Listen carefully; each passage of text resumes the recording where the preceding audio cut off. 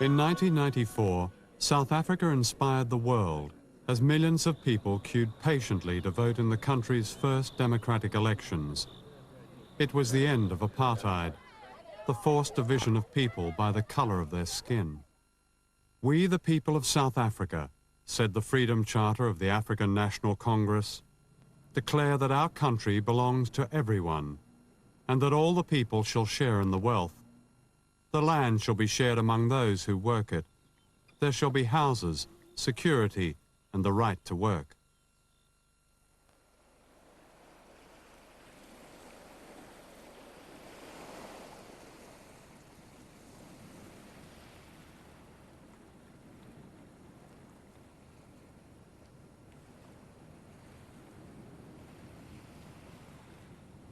This is Robben Island off Cape Town, where Nelson Mandela and thousands of political prisoners were banished. It seems the right place to ask why those freedoms, for which so many fought and died, are still missing in South Africa. Yes, apartheid based on race is outlawed now, but the system always went far deeper than that. The cruelty and injustice were underwritten by an economic apartheid, which regarded people as no more than cheap, expendable labor. It was backed by great business corporations in South Africa, Britain, the rest of Europe and the United States, and it was this apartheid based on money and profit that allowed a small minority to control most of the land, most of the industrial wealth, and most of the economic power. Today the same system is called, without a trace of irony, the free market. This film will ask why apartheid continues by other means. I was banned by the apartheid government 30 years ago, and this is my first trip back. Robben Island was my starting point, and my guide was a former ANC resistance fighter, Ahmed Kathrada, known as Kathy, who spent 18 years in this prison. This here was the president's cell. So this was Nelson Mandela's cell? That's right. Mm-hmm.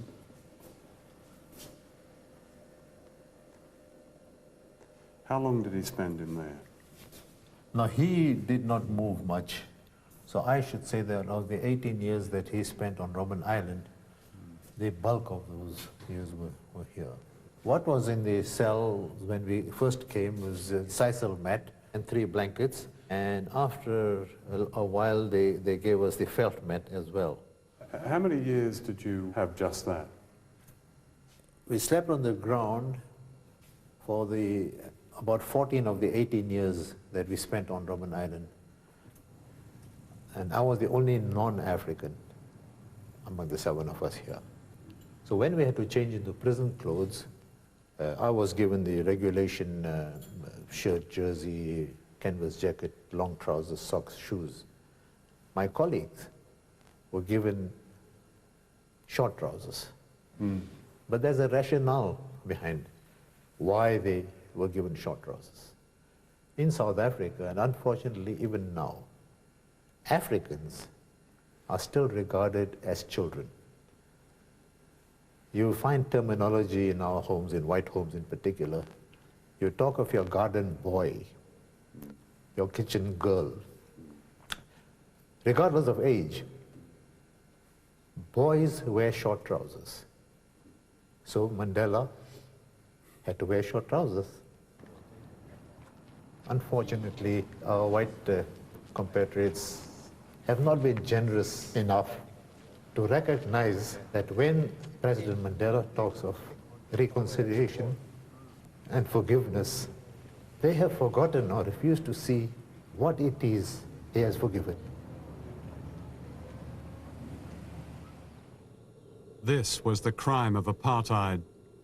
Deliberately and systematically, people were dispossessed of their land and their rights and the essentials of life. Tens of thousands of children died when their families were wrenched apart. Today, behind the modern face of democracy, 87% of all African children suffer poor health. A quarter of children under the age of 6 suffer chronic malnutrition. Yet time and again, the African people found the spirit to rise up. In 1976, in Soweto, hundreds of schoolchildren confronted white police who opened fire on them. It was the children's action and courage that led to international sanctions. By the 1980s, a general uprising had begun. The Apartheid regime began to panic. White privilege that amounted to one of the highest standards of living on earth was clearly at risk. F.W. de Klerk, a so-called moderate, became president and in 1990 made this historic announcement. The prohibition of the African National Congress, the Pan-Africanist Congress, the South African Communist Party and a number of subsidiary organizations is being rescinded. De Klerk's strategy was to seize the initiative and co-opt the ANC leadership. The white establishment and its backers in Washington and London wanted above all to maintain power over the economy and to keep South Africa safe for international capital, regardless of the color of its government. Behind these very public meetings, the ANC met secretly with the regime. A special relationship developed in which accommodating the demands of the old apartheid order began to take precedence over the spirit of the Freedom Charter.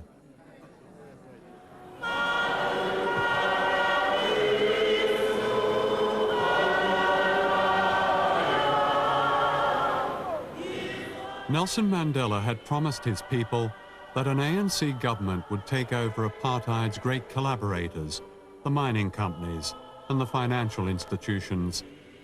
He said, "It is inconceivable that we will ever change this fundamental policy." But this promise was already broken as the ANC agreed to what it called historic compromises. De Klerk saw the writing on the wall, and he knew the economy was on the point of collapse. So he was negotiating for weakness as well. But if you'd pressed him for another year or two, he'd have been totally weak. There'd be nothing he could do. The ANC has always maintained that had it not made these compromises, there would have been a bloodbath. No, they were very serious compromises. There might have been, I don't think necessarily a bloodbath. A lot of people might have died. But a lot of people have died since 1994 anyway, and probably more have died since then. Not only through the violence, which is a tip of the iceberg of people dying, but people have continued to die in vast numbers from malnutrition and preventable illness. Out of these deals with the regime grew the ANC's policy of reconciliation. But reconciliation for whom? Who would make the sacrifices? How was it possible for the victims of a form of genocide to reconcile with their oppressors?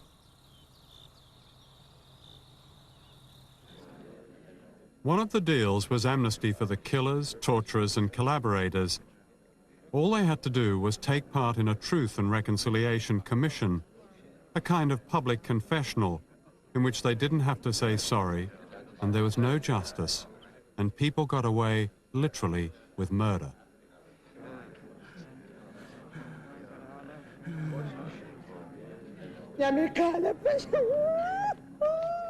By broadcasting its evidence on national radio and television, the Truth Commission's great achievement has been to give white South Africans the opportunity to come to terms with the horrors of the crimes committed in their name.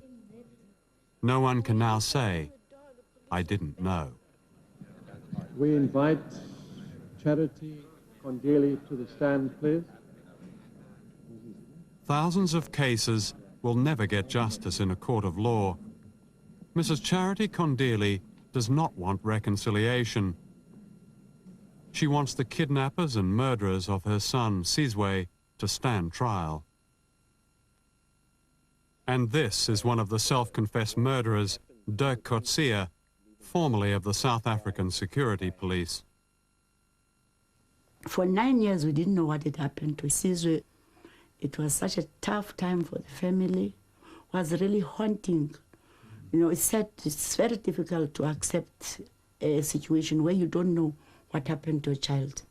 So when we eventually knew what had happened to him, I think we were relieved, though we were very much sad.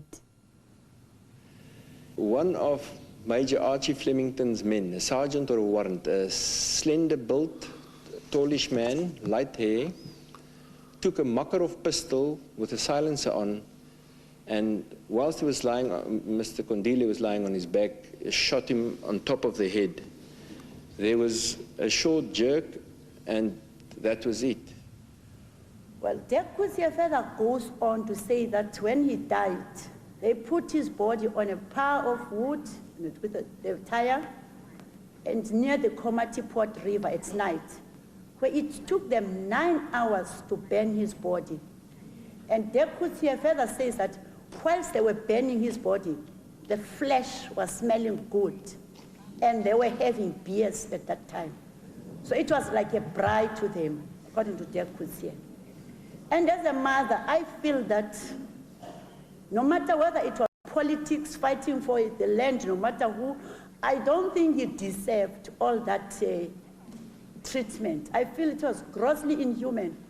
I feel if they could have killed him and gave us the body or left it in the field there, I feel that this was tantamount to cannibalism or even satanism.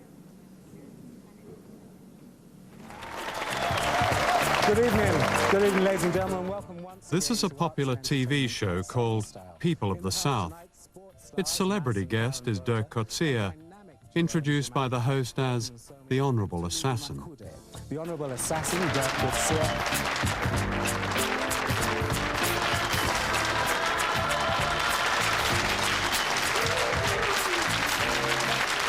So, Dirk, welcome to People of the South. Thank you very much. Thank you for the honor of being on your show. I appreciate it. Our honor entirely. What would you say, as a young man, if anything, pointed you towards the direction of the police force? Was it as a young man that you thought, I want to be a copper? I want to be a copper. Adventure, usually adventure that turns one to... An adventurous life indeed. Coetzee is asking for amnesty for his part in the murder of 6 people. In a way, in the old regime. I feel that if the Truth Commission is going to recommend amnesty for the murderers and people who violated human rights, if those murderers could be punished somehow, that would be justice as far as I'm concerned. In other words, come before a court of law. Yes, and be sentenced.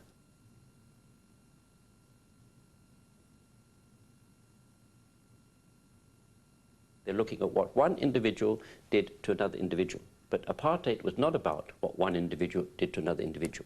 It's what about a whole system did to a whole nation of people.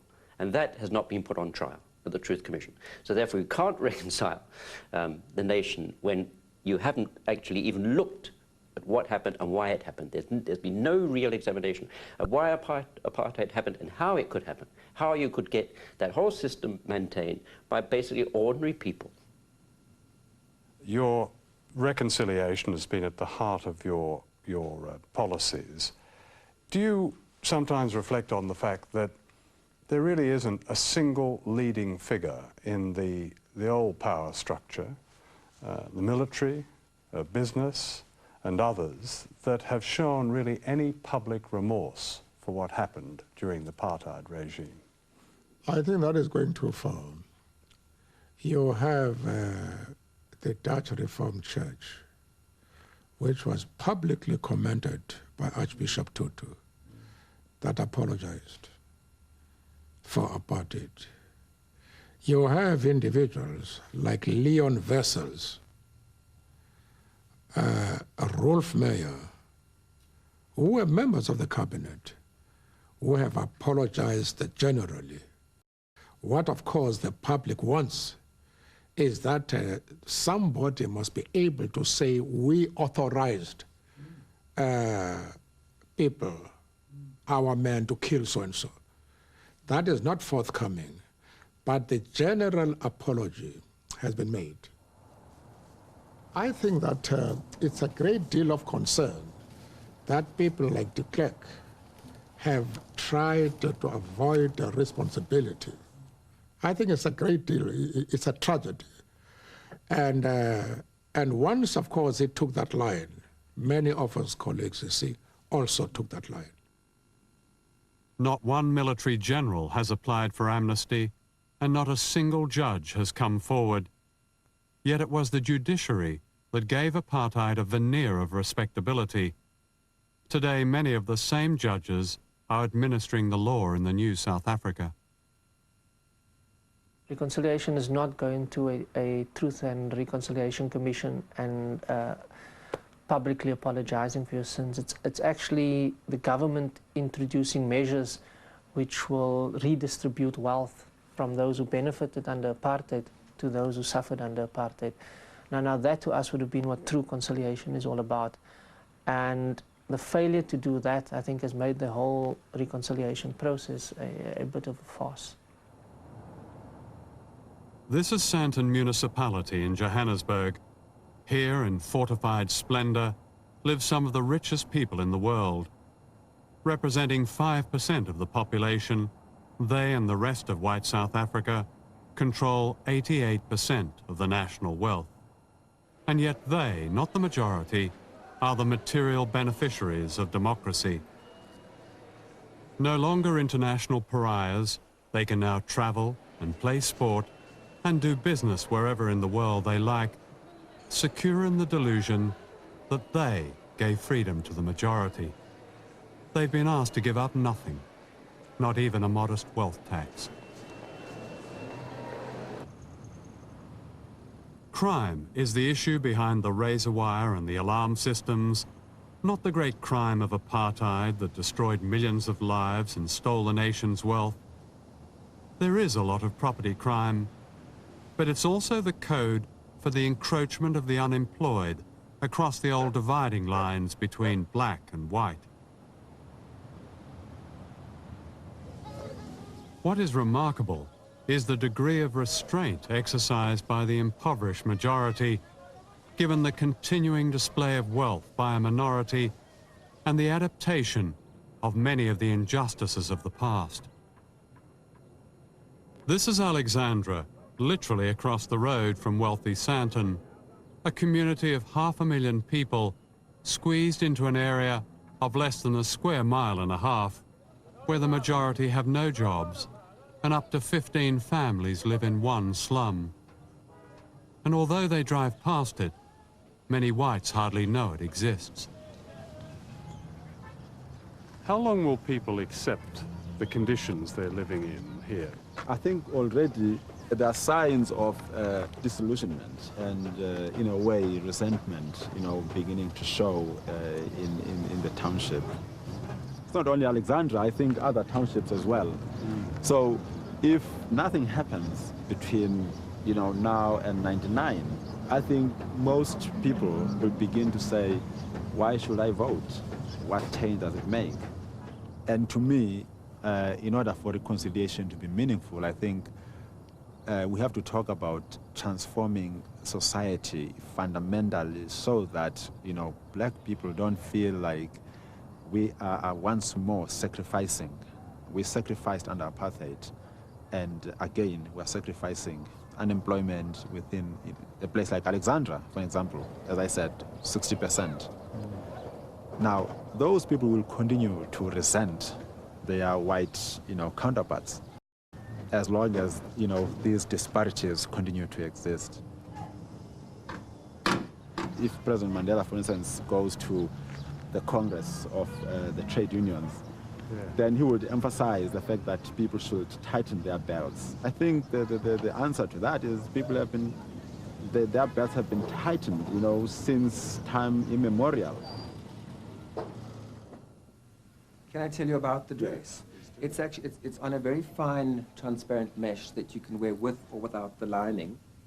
I was nominated Best Dressed Woman of South Africa, and I'm, people wait to see what I'm wearing because there's always something different. It's never quite the same. You don't have one of those sort of Imelda Marcos wardrobes, do you? Yes, Where she had all the shoes. Yes, I do. I have all the dresses and the shoes. Oh, really? I have the whole lot. Oh, another world record has gone. Well, you don't get to have the one without the other. You've got to have everything. Yeah. It's the kind of new South Africa as a dress, really, isn't it? Yeah. Do you think that people, white people, actually know how black people live now? Do they go to those places? Those old... I think there's a far greater awareness now, definitely. I would say we know, but we don't go. Yeah. You know, you're crazy. But you know, now with the abolishment of apartheid, you find a lot of black people who can afford it have now moved into the so-called white areas, which is fabulous for them. The jewellery she's wearing is worth more than £100,000. Half the African people of South Africa have an income of less than £12 a week. I must say, a bit difficult to find somebody who supported apartheid. These days, everyone seems to be against it. Everyone now, everyone, because nobody wants to, No, we were all there. And a lot of people supported it at the time. Like I say, I didn't. I always felt uncomfortable. And I don't think anyone's now going to say how great apartheid was, so you're going to have to search really hard. You're going to look under every bed and under every bush and every rock.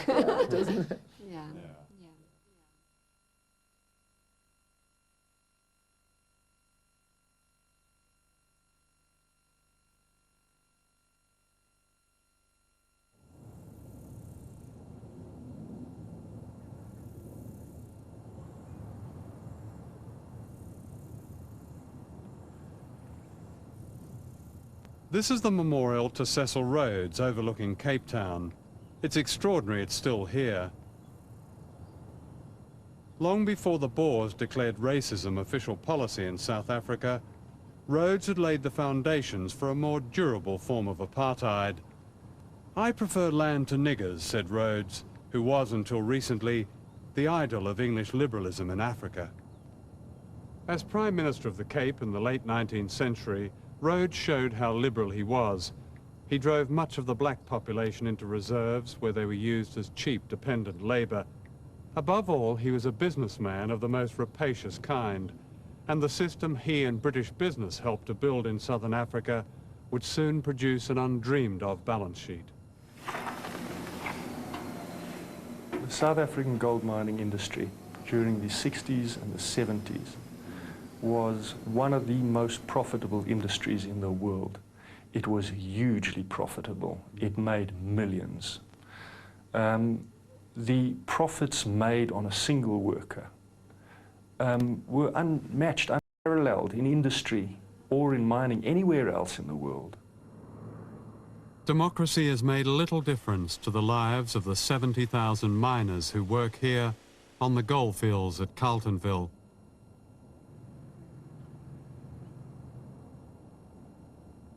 The local miners' union representative, Franz Bellini, makes his daily calls to find out how many men were killed or injured overnight. Last night there was no fatal accident, save for Friday, where 2 people were killed. And yesterday there was a local inspection where the inspector of mines went underground to actually see the scene of the accident. Is that a common kind of accident? Well, I think it's negligence, because when a shaft is being cleared, nothing should be happening above them in the shaft.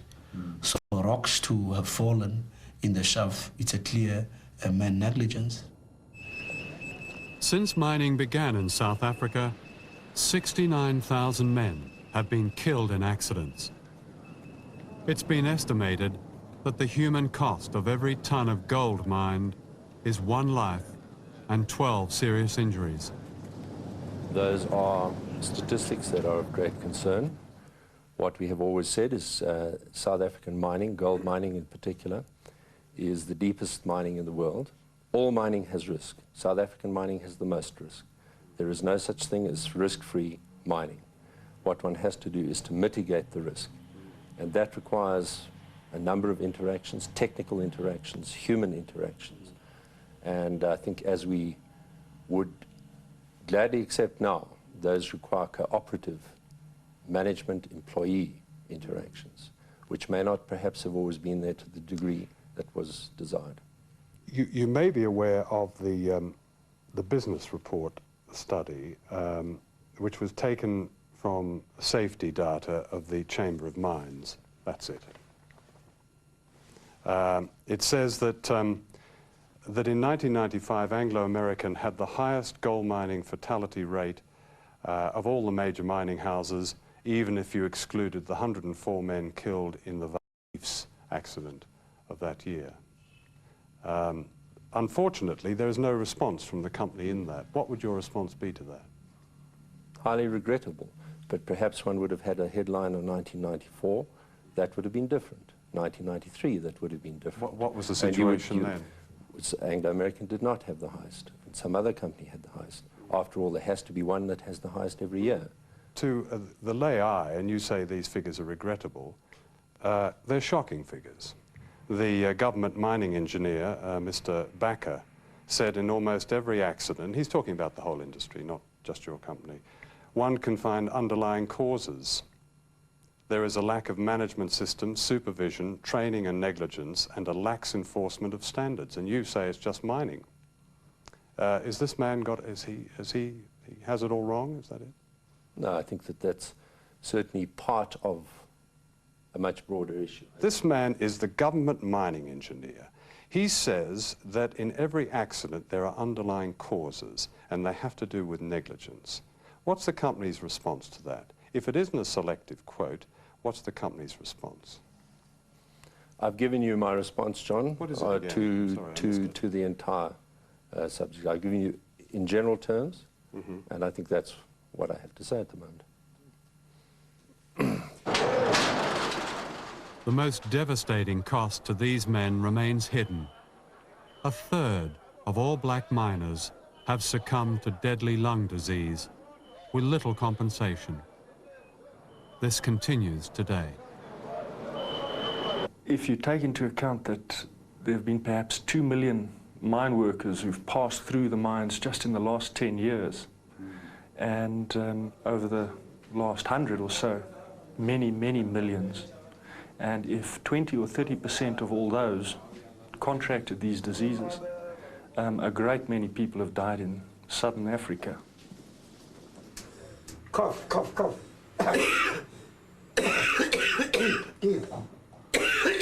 Cough. I think that what's being done around dust is appalling. There is no research. The statistics are hidden. There is very little work being done on reducing dust in the workplace. And I say this on the basis of practical exposure to the mining industry and a long involvement in health and safety on the mines. Dust is ignored, it's neglected. It doesn't kill people like a rockfall does. It's an insidious, slow killer. It's killing people far away. It's killing them quietly. Their clockwork's running down, their batteries are drying up, and they're dying. It's not getting the attention it deserves. Why?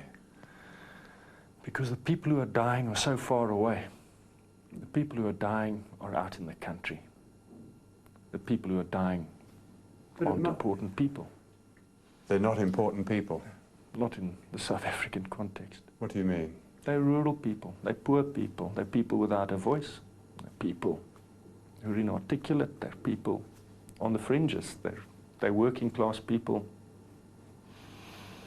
In neighboring countries, in our most remote rural areas, these are the people who have no voice, they have no say, they have no influence. They simply die quietly.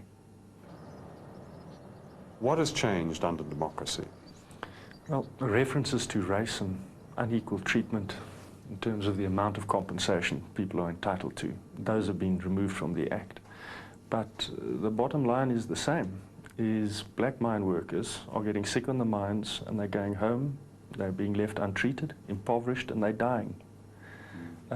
Nothing has changed at all. Some of the research that is recently being done in this country suggests that a third of all miners are suffering some form of quite serious disease as a result of their occupational disease. But they come away with very little. That's the point. Certainly levels of compensation have changed and are changing further. How are they changing? The amounts have been increased. By what? What? Can you give me an example? I'd have to give you a rough estimate, but certainly compared to the 1970s, they're in multiples of the levels then. Can't you give me an example of a miner over a period of time? I mean, you know, this is your field, really, and what he would have got and what he now gets. I don't have the figures, John, no.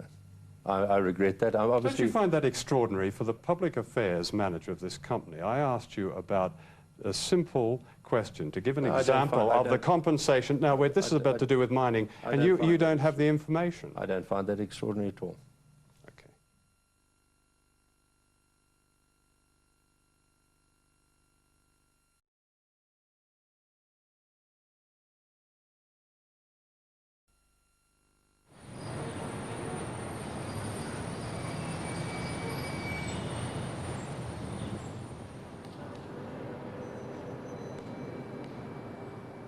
Before the electronic revolution, this was the trading floor of the Johannesburg Stock Exchange. What has not changed is the fact that just 5 huge companies control almost 3/4 of all listed shares here. Known as the Royal Balcony, they represent one of the greatest concentrations of corporate wealth and power on earth. A power that underwrote apartheid in a manner reminiscent of the great German companies that ran the economy of the Third Reich. They're dominated by the Anglo-American Corporation, whose interests reach into every corner of South African life, from minerals to tourism, property to retailing. What's good for Anglo-American, it's often said here, is good for South Africa. In 1960, the South African police murdered 69 peaceful demonstrators at the town of Sharpeville. This atrocity was a clear sign to Western business that the population was being disciplined and opposition crushed. Foreign capital poured in, most of it from Britain. Indeed, Britain was the biggest single investor in South Africa, followed by the Americans, who saw their capital return higher profits than anywhere else in the world.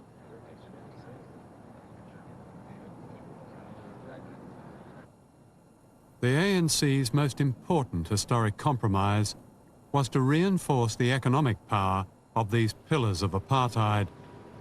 The ideals of the Freedom Charter were replaced by a policy favoring big business and the free market. Apartheid's chief economic manager, Chris Stiles, governor of the Reserve Bank under the old regime, kept his job. The former economic system, he said, had served the country well. Under democracy, foreign investment has tripled, profits have risen, and jobs have disappeared at the rate of 100,000 a year. Those multinational companies that continued doing business with the apartheid regime, Coca-Cola, Siemens, BMW, Shell, and Mercedes-Benz, are prospering. We are seeking to establish, said Trevor Manuel, the finance minister, an environment in which winners flourish. You must remember that the best way to introduce transformation is to do so without dislocating any aspect of our public life. And we do not want to challenge big business in a way where they can take fright and take away their monies. We are changing the whole economic aspect of this country, but it has to be done skillfully by discussions with stakeholders and where we're unable to agree to push on. Do you reflect that the Freedom Charter, and paraphrasing, did say or did aspire to the people of this country really owning its wealth? Is that something that's still possible? Why not? They are already beginning to share in that wealth. The affirmative action as far as business is concerned, you are having now blacks, Africans, coloreds, and Indians involved in companies which command billions of assets, something totally new in this history of this country. That is taking a share in the wealth of that country. Since the ANC came to power, inequality among blacks has risen as the class gap has opened up. People power is being taken over by a black elite, an extension of the black middle class created by the apartheid regime as a buffer to real change. This is Cyril Ramaphosa, former head of the Miners' Union and today a member of the ANC's national executive and a millionaire businessman, seen here with mining magnate Nicky Oppenheimer. It was Ramaphosa who negotiated the ANC's historic compromises. By using black faces in the boardroom, the old power structure has gained access to the new political establishment. In terms of South Africa's policies towards the rest of the world, I read that in Bangkok this year you said we are willing to deal with any region irrespective of the internal policies of any country. Is that correct? Oh, yeah, certainly. What would have happened to South Africa, though, if that had been applied to the ANC during the struggle? If that attitude of tolerance had been applied, surely apartheid might have lasted longer than it did. There's a real fundamental difference with apartheid. There is no country anywhere in the world where discrimination and oppression is part of the legal system.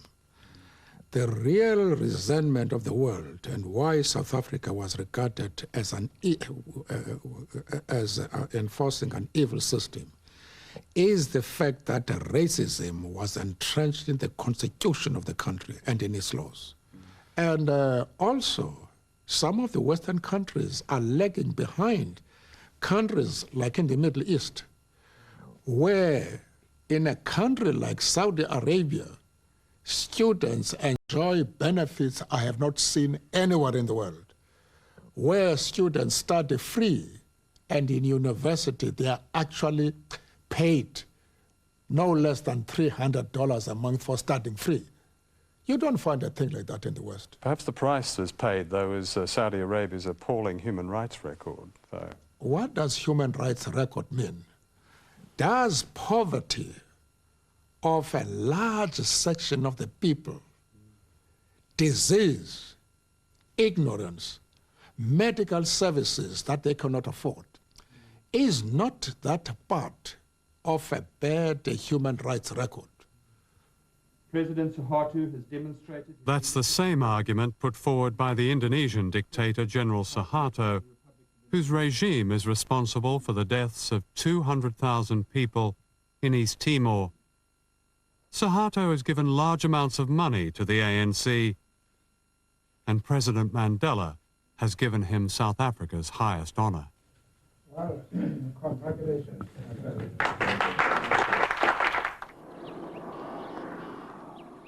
The forced removal of millions of people from the land was the most brutal weapon of South Africa's white rulers. Today, wealthy white farmers continue to control more than 80% of the agricultural land, and their existing property rights are guaranteed in the new constitution. We have set up a claims court which is busy examining, investigating, firstly, whether people can be given land from state land. And we're making progress as far as that is concerned. Secondly, there were people who were removed from their own land by force. And where those people can be returned to that land, we are returning them. In fact, less than half of 1% of farming land has been given back. I think it's fear, basically. They're frightened, just as the old government was frightened to upset white farmers. This new government is almost as frightened. And I don't know why. There are less than 60,000 white farmers, that's all, who own all this land. It's not the whole population of 4 or 5 million whites. Most of them, for example, their land is mortgaged to the land bank, which is basically the government. The government really owns most of their land. that they're in debt to the Land Bank for 23 billion rand. And if the government simply foreclosed on those loans, they would have the land back. Then they say, oh, we can't do that because we rely on these people to produce. We don't. The vast majority of those farmers are hardly productive at all. Most of our agriculture is produced, or produce comes from 3% of the arable land. And that 3% is owned by a tiny group of extremely wealthy white farmers.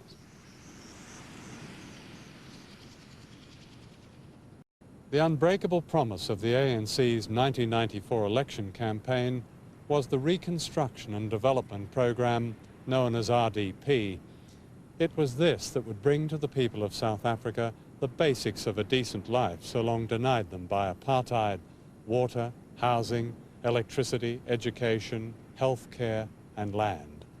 In the words of the Freedom Charter, it would be the restoration of dignity. 2 years after the election, the RDP office was closed down as the ANC adopted a conservative economic program known unofficially as cautious Thatcherism.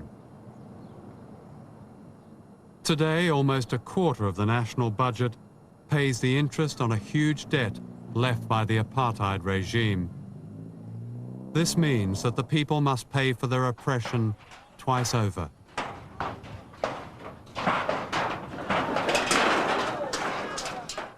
It was the great hope of people that scenes like this would never happen again. This is 1997, and these homeless people are being evicted from public land. ANC housing policy relies largely on private banks, which are reluctant to lend to poor people. The very poorest may get a grant of £2,000 to build this. Outside walls are extra. This is the sales brochure for a mock Tudor house in Constantia in Cape Town. It's selling for £2.5 million. So really, I mean, business has looked up and the property market has looked up since the ANC government came in. Yes, yes, it certainly has. And I think that because of the people look to this country as being a country with a future, and forgetting about the baggage of the past. There are a lot of opportunities here. But has lifestyle changed at all? I don't think that there are many changes at all, other than, as I say, a change of attitude. There is a definite change of attitude. Now, I understand you sold Mark Thatcher his house. Could you tell me something about that? He bought a very beautiful house in Upper Constantia, a lot of character, beautiful views, exquisite garden, and lovely reception rooms. It really has a lovely atmosphere. In a way, it's has a bit of an African flavour. And I know that Baroness Thatcher liked the house. She was there and admired the views and thought it was a lovely home for her son and for her grandchildren. She's a great friend of South Africa. She's been supportive over the years. Yeah. She's fantastic. More than 1 million people have been given access to running water. It's one of the government's success stories. Yet up to 14 million still have no reliable water supply. While whites continue to irrigate their gardens and fill their swimming pools, women like these walk half a mile carrying water that is often polluted.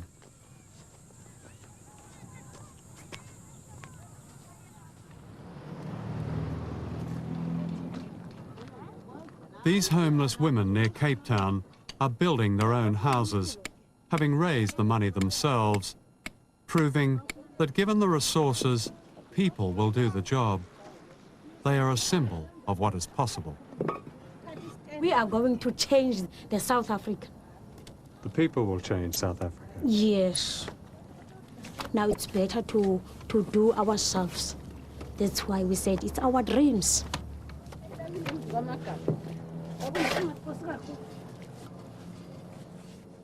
1 week to build a house of this size? It was 1 week because there were members who helped me to build this house. How many women were working on it in that week? It was 25 women. How did they learn how to build a house? They have learned a lot because the others, when the time they were getting themselves involved in this project, they do not know nothing about building a house, about measuring the size of the plot. So when they get in the project, they learn a lot. How to build a house, how to divide the rooms. You must feel very proud of it. Yes, I do feel very proud because in my life I didn't know that I could have a house like this. Because before I was living in a shack. So this is a new life, completely new life. This is a new life for me and for my husband and for my children also. The first time I flushed my toilet, I was frightened. I'm afraid because I didn't ever have a toilet inside my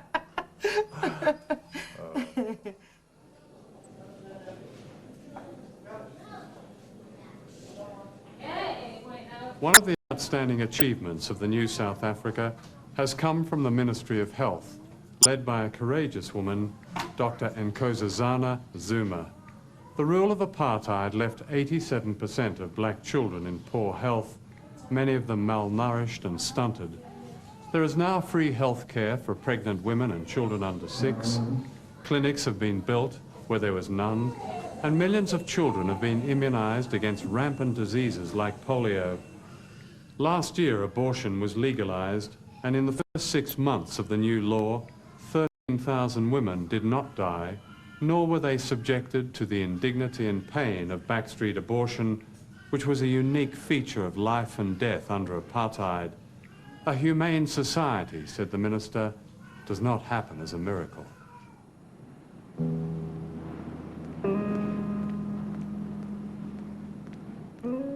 This is Dimbaza, the secret heart of the old and new South Africa. In places like this, 1 million people were dumped by the white regime. When the trucks brought the first people here to a windswept hillside without water, the children were the first to die. And here lie 500 of them. We are housing redundant people in Dimbaza, said a government official.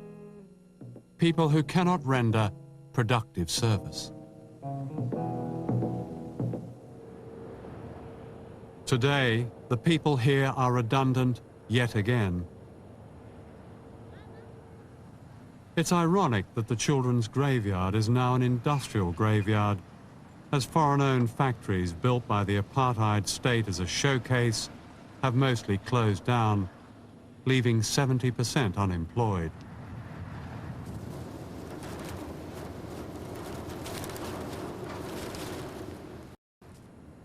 One factory still working makes T-shirts for designer labels sold in the West. It overlooks the children's graveyard. A reminder of the price paid by the most vulnerable South Africans on their long journey to a place in the global economy.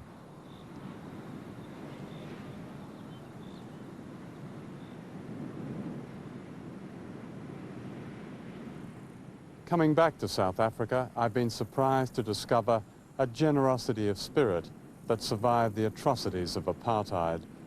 It's a humanism expressed in a distinctly African notion that people are people through other people.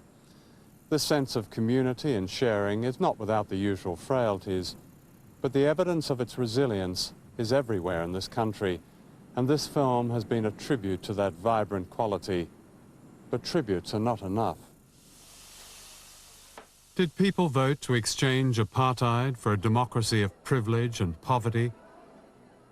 Did all that celebration take place so that the new South Africa might be slotted into a predetermined economic system? A global apartheid whose only certainty is that the rich get richer and the poor poorer. Nelson Mandela himself has said, "How many times have the liberators betrayed the ordinary people at the moment of victory? If the ANC does not deliver the goods, the people must do to it what they have done to the apartheid regime." It was the ordinary people of South Africa who set the pace of change. It was their humanity and their courage that triumphed here, proving that fundamental change is possible. It will be a tragedy for all of us if their continuing struggle goes unrewarded, for its inspiration and lessons are universal.